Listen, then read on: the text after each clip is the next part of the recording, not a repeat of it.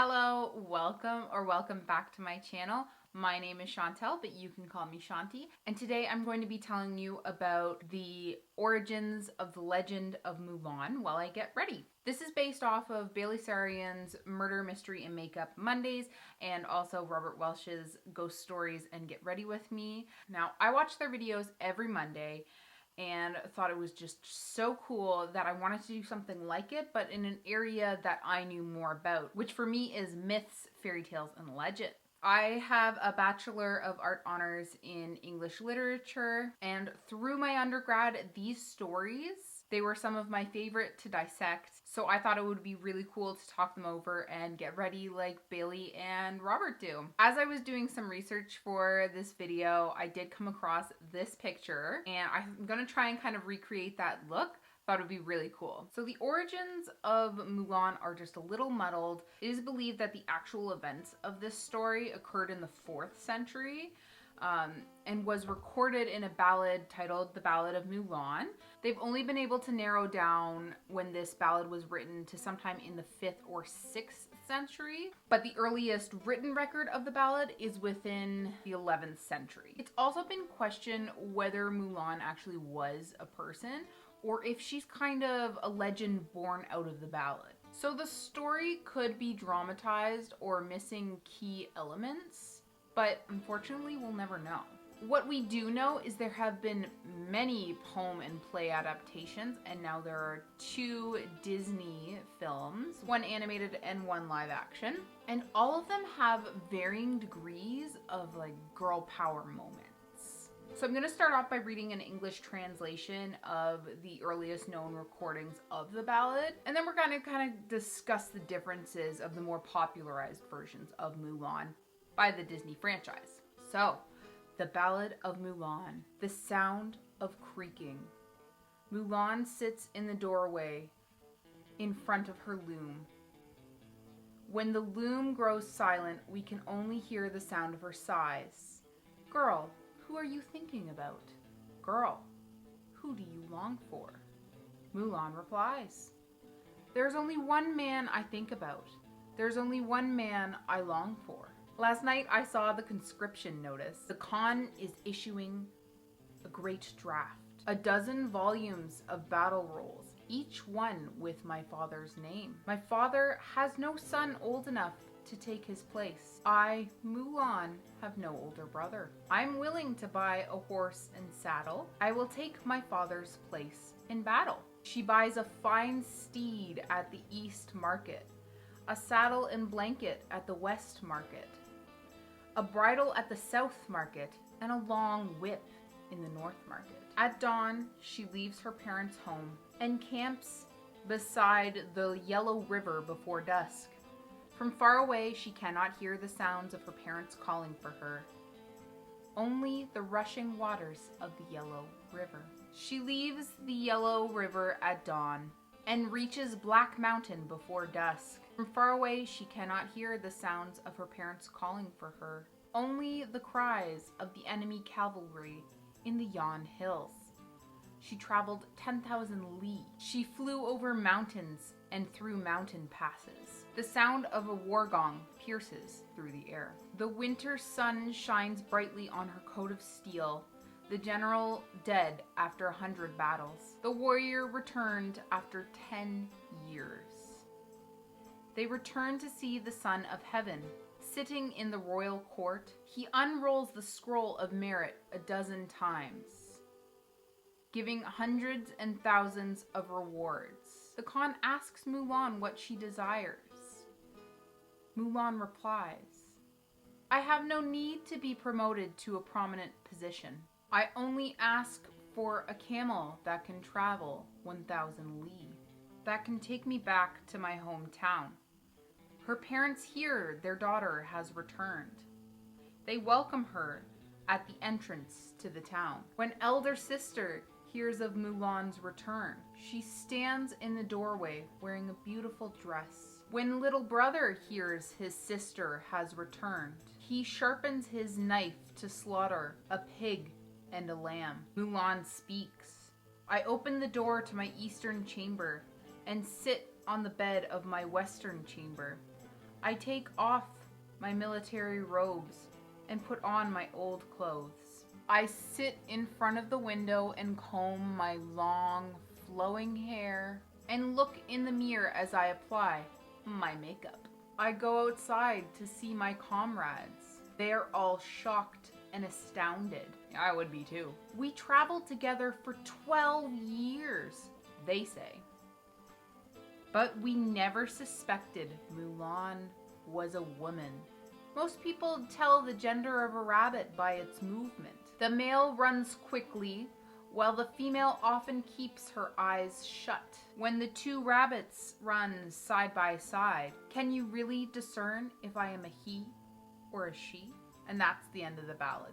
Really interesting to kind of end it with a bit of a riddle there. Just a really neat way to wrap up the story, I guess. Now, I feel like it's impossible to talk about the Ballad of Mulan without really getting into all the different versions and creative liberties that have been applied to the story. So I want to touch on that first. Now, the tale always seemed to start in similar ways, with Mulan kind of living the domestic lifestyle that we would expect from a woman of this time. Specifically, most adaptations open to her washing clothes or making clothes at a time when we learn that the army is recruiting soldiers, and that means that her father's gonna have to go off to war. In a lot of the earlier versions, Mulan has a younger brother, but he's just too young to be able to go off and fight at war. But some adaptations make her an only child, or she has a sister instead. In some versions, she has both. All adaptations tend to agree that at some point she decides her father's too old or too ill to fight in the battle, so she enlists as his son in order to take his place. And she disguises herself as a man to do this. With her, she takes the sword that has been passed down generations of ancestors, and she picks up materials along her way. Now, as a side note, some renditions, including the one that I just read to you, describe her going to 4 different markets at each end of the compass, north, south, west, east. And I looked into that a bit because I was curious about what that might represent. Now, some theories suggest that this is just Mulan trying to cover her tracks, so if anyone was trying to follow her, they wouldn't be able to. I thought maybe it was supposed to be representational of her gaining some sort of wisdom along the way. I did find an article suggesting that each direction held some sort of value to personality traits. But other than that, and a very basic knowledge of feng shui, I couldn't find much else to support that theory. Ooh, I look freaky right now. I love this. Who knows, maybe the author just put it in there to mess with people. But either way, after shopping up a storm, Mulan travels to the army to train and fight. Now, some versions articulate that Mulan already had skills with a sword when she left for the army, and others have her learning from scratch. I personally prefer the 1998 Disney animated training montage, and may or may not know all the lyrics to I'll Make a Man Out of You. While the Disney cartoon version makes it seem like everything goes down in a few months, maybe a year, in the original tale, Mulan fights for over 10 years before she's promoted to general. In some versions, she meets and falls in love with a man named Jim Young, whose name, authority, and lineage changes with every version. It's unclear when or actually how she reveals to him that she is a woman, but at some point she does, and a lot of these versions describe him becoming more attached to her. Some versions even go so far as to say that they dream of marrying each other, but some versions even just cut him out entirely. Now, as for Mulan's gender reveal, some versions have her being discovered. Some versions say that before an epic battle, Mulan decides to reveal herself to her fellow soldiers by showing up the battlefield in her womanly garb. And it's said that seeing Mulan like this actually inspires the soldiers. It makes them fight harder, and they end up winning one of the most pivotal battles for the war. which I think is absolutely beautiful. And I kind of wish the Disney animated film had gone for that version of events. Although we wouldn't have had that fantastic drag scene during the palace invasion if they'd used that plot point. Some versions have Mulan's gender being discovered rather than revealed, making for a very dramatic rejection from the army, but Mulan later reprieves herself by saving the emperor. Regardless, when word reaches the emperor, he wants to reward Mulan. Instead of accepting land, money, or any other sort of awards, Mulan just asks for a horse or a camel to get home. Sadly, in many versions, Mulan returns home to find that her father has passed away. And she's soon married to a neighbor, not Jim Young. Some versions of the legend go on to say that she's haunted by her experience in battle and eventually commits suicide to escape her PTSD. There seems to be a skeleton of similarities to the events, but what happens in between is what makes the message of the story, really, and what people will take away from it. This has caused some points of contention amongst audiences who have become attached to the Disney animated version that seems to be an example for individuality and pursuing who you are rather than doing what's expected of you. In the original version, or at least the one that I just read you, Mulan goes to war because there's only one man I think about. And I don't think that's in a creepy way or any sort of like incestual way. I think the one man that she's so concerned with is the patriarch of her family. This is because she has no older brother and therefore has no one to look to take her father's place in battle.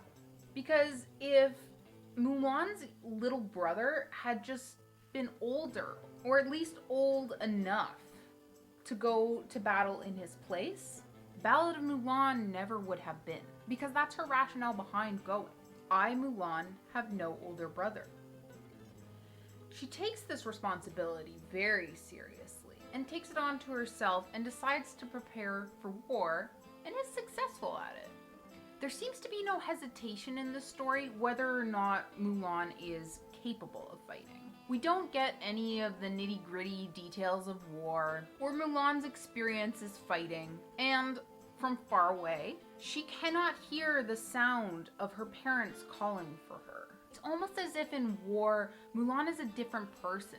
And I'm talking about more than her gender identity, because when two rabbits run side by side, can you really tell whether I am a he or a she? It says it in the ballad itself.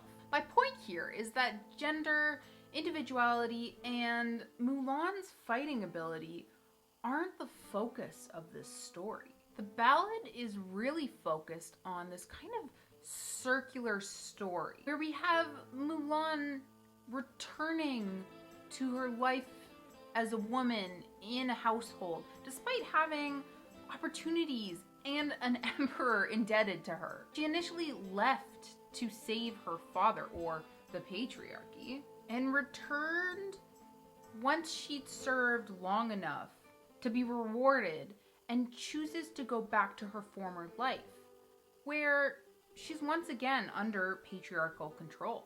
It's led me to believe that Mulan was never really meant to be a story about individuality or finding your place in the world, but rather that the patriarchy must be protected, even if that means a woman fighting in a man's place. And that's why I think the live action version of Mulan didn't do as well, because it stuck more to that original story. There wasn't so much about Mulan training up to become a soldier. In that movie, she already was a soldier.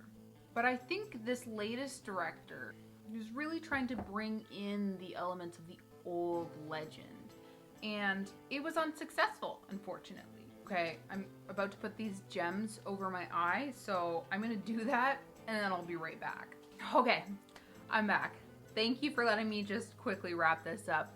I have to say, watching Bailey and Robert do it, maybe it's because they're professional makeup artists, but they make it look so much easier than it actually was.